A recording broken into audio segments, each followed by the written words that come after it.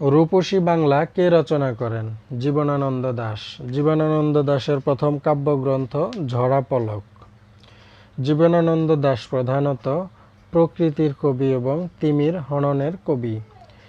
জসীমউদ্দীনের শ্রেষ্ঠ কাহিনী কাব্য নকশিকাঁথার মাঠ। ইসলামের ইতিহাস ও ঐতিহ্য কোন কাব্যের উপজীব্য? সাতসাগরের মাঝি। সিরাজাম মুনিরা কাব্যের রচয়িতা হল ফররুখ আহমদ। কোনটি ইব্রাহিম খাঁর গ্রন্থ নয়? কুচবরণ কন্যে। রক্তান্তপ্রান্তক নাটকের পটভূমি হল পানিপথের তৃতীয় যুদ্ধ। বিদায় হজ প্রবন্ধের রচয়িতা মোহাম্মদ বরকতুল্লাহ। ডক্টর মোহাম্মদ শহীদুল্লাহ ছিলেন মূলত ভাষাতত্ত্ববিদ। ডক্টর মোহাম্মদ শহীদুল্লাহ সম্পাদিত পত্রিকার নাম অঙ্কুর। পায়ের আওয়াজ পাওয়া যায় কাব্যনাট্যের মূল বিষয় কি? মূল বিষয় হলো মুক্তিযুদ্ধ। কাঞ্চনমালা উপন্যাসের রচয়িতা শামসুদ্দিন আবুল কালাম। জাহান্নাম হতে বিদায় মুক্তিযুদ্ধ ভিত্তিক উপন্যাস। কৃতদাসের হাসি শওকত ওসমানের লেখা। দুধে ভাতে উৎপাত গল্পগ্রন্থের রচয়িতা আখতারুজ্জামান ইলিয়াস। বাংলাদেশে গ্রাম থিয়েটারের প্রবর্তক সেলিম আল দীন। আন্তজা ও একটি করবী গাছ গল্পের লেখক হাসান আজিজুল হক।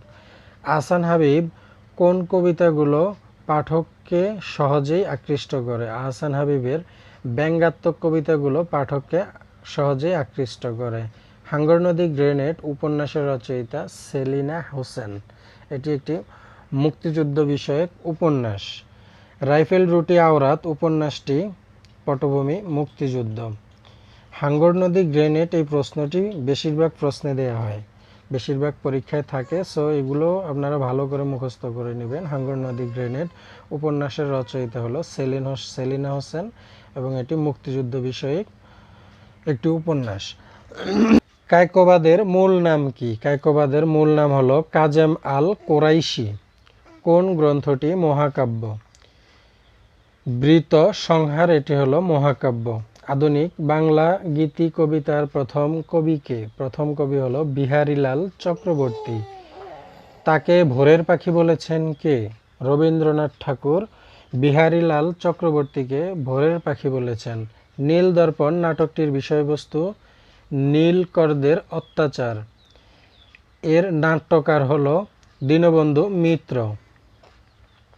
অমিত্রাক্ষর ছন্দের বৈশিষ্ট্য হলো অন্তমিল নেই। মেঘনাদবধ মূলত কোন রসের কাব্য? এটি হলো বীর রস। বাংলা সাহিত্যে অমিত্রাক্ষর ছন্দের প্রবর্তক মাইকেল মধুসূদন দত্ত। একেই কি বলে সভ্যতা?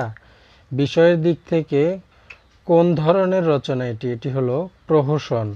বুড়ো শালিকের ঘাড়েরও প্রহসনটির রচয়িতা হলেন মাইকেল মধুসূদন দত্ত। রবীন্দ্রনাথ ঠাকুরের ছদ্মনাম ভানু সিং। নাইট উপাধি কত সালে তিনি ত্যাগ করেন? 1919 সালে জালিয়ানওয়ালাবাগের হত্যার প্রতিবাদে তিনি নাইট উপাধি ত্যাগ করেন। শিলাইদহ ছাড়া রবীন্দ্রনাথ ঠাকুর আর কোথায় অবস্থান করেন? পতিশর। গীতাঞ্জলি কত সালে প্রকাশিত হয়? এটি 1910 সালে প্রকাশিত হয়।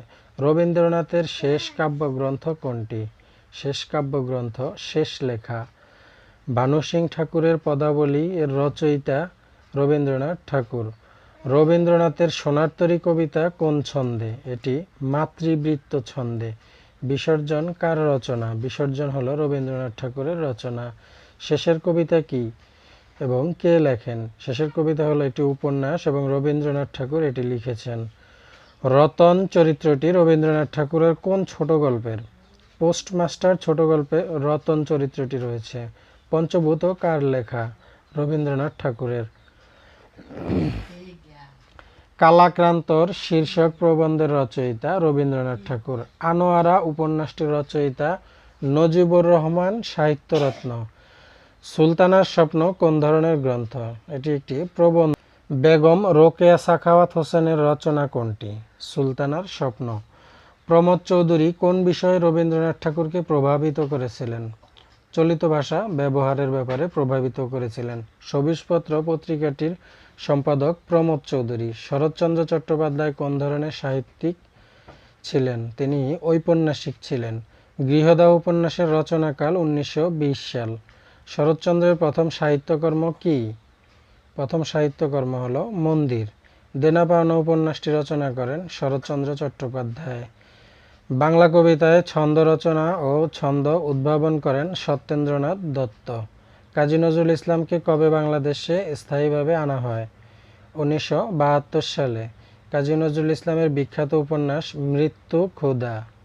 কাজী নজরুলের জীবনকাল 1899 থেকে 1976 সাল পর্যন্ত, অর্থাৎ 1899 সালে তিনি জন্মগ্রহণ করেন এবং মৃত্যুবরণ করেন 1976 সালে। তাকে জাতীয় কবি ঘোষণা করা হয় 1974 সালে। কাজী নজরুলের প্রথম প্রকাশিত কাব্য অগ্নিবীণা। বিশের বাসী কাব্যগ্রন্থটি রচনা করেন কাজী নজরুল ইসলাম। চন্দ্রবিন্দু কাজী নজরুল ইসলামের রচনা, দোলন চাঁপা নজরুলের রচনা, ব্যথার দান নজরুলের রচনা এবং নজরুলের কোনটি মহানবী সাল্লাল্লাহু আলাইহি ওয়াসাল্লামের জীবনী গ্রন্থ? মরু ভাস্কর। বাংলাদেশের চেতনায় প্রবাহ রীতির উপন্যাস লিখেছেন সৈয়দ ওয়ালিউল্লাহ।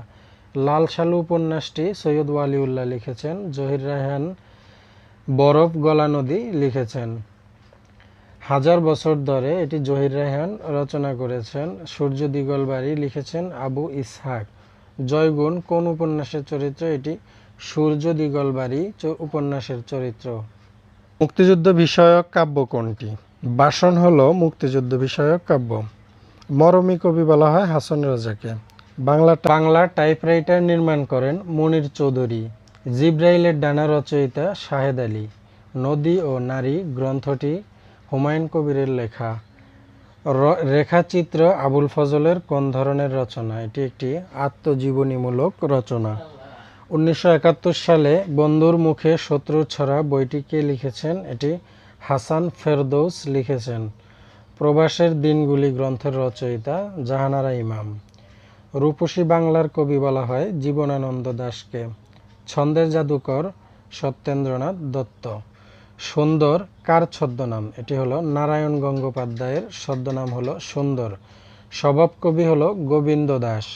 মীর মোশাররফ হোসেনের ছদ্মনাম গাজী মিয়া। কল্লোল পত্রিকা প্রথম সম্পাদক দীনেশ রঞ্জন দাস। নজরুল ইসলামের প্রথম সম্পাদিত পত্রিকা হলো ধূমকেতু, লাঙ্গল, দৈনিক নবযুগ। এগুলো হলো নজরুল ইসলামের পত্রিকা। বাংলা একাডেমি থেকে প্রকাশিত বাংলা ত্রৈমাসিক সাহিত্য পত্রিকার নাম উত্তরাধিকার। বঙ্গদর্শন পত্রিকা কোন সালে প্রকাশিত হয়? বঙ্গদর্শন পত্রিকাটি 1872 সালে প্রকাশিত হয়। সবুজপত্র পত্রিকা প্রকাশিত হয় 1914 সালে।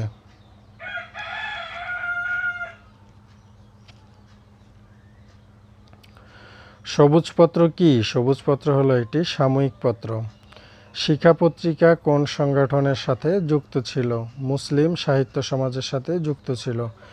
লাঙ্গল পত্রিকার সম্পাদক কাজী নজরুল ইসলাম।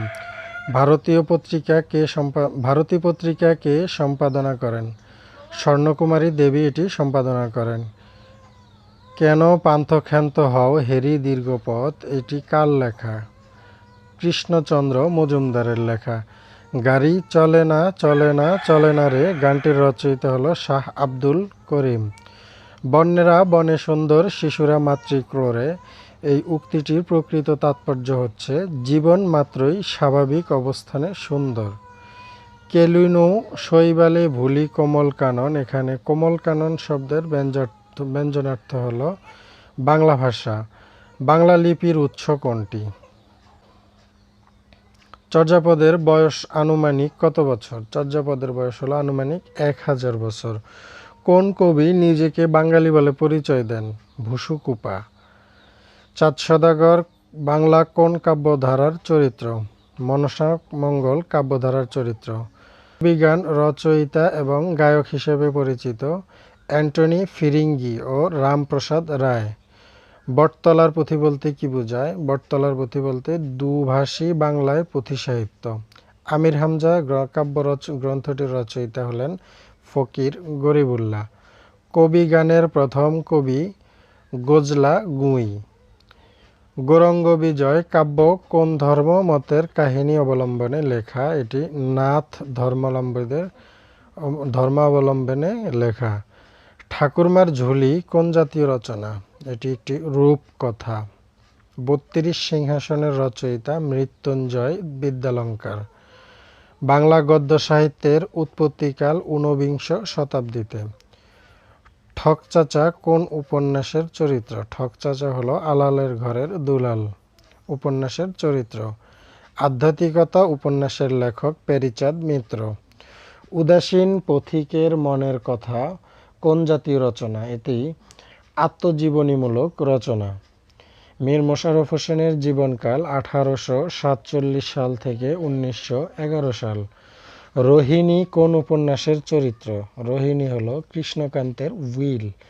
বঙ্কিমচন্দ্র কোন পত্রিকার সম্পাদক ছিলেন? তিনি বঙ্গদর্শন পত্রিকার সম্পাদক ছিলেন। সাম্যগ্রন্থের রচয়িতা বঙ্কিমচন্দ্র। বিষবৃক্ষ উপন্যাসের চরিত্র কোনটি? কুন্দ নন্দিনী এটি হলো বিষবৃক্ষ উপন্যাসের চরিত্র। স্বাধীনতাহীনতায় কে বাঁচিতে চায়? এটি কার উক্তি? এটি হলো রঙ্গলাল বন্দ্যোপাধ্যায়ের উক্তি। ভোরের পাখি কে? ভোরের পাখি বলা হয় বিহারীলাল চক্রবর্তীকে। শাহজাহান নাটকের প্রথম রচয়িতা দ্বিজেন্দ্রলাল রায়। প্লে হাউস নামে রঙ্গালয় প্রতিষ্ঠিত হয় 1753 সালে। কমলে কামিনী কার রচনা? এটি দীনবন্ধু মিত্রের রচনা।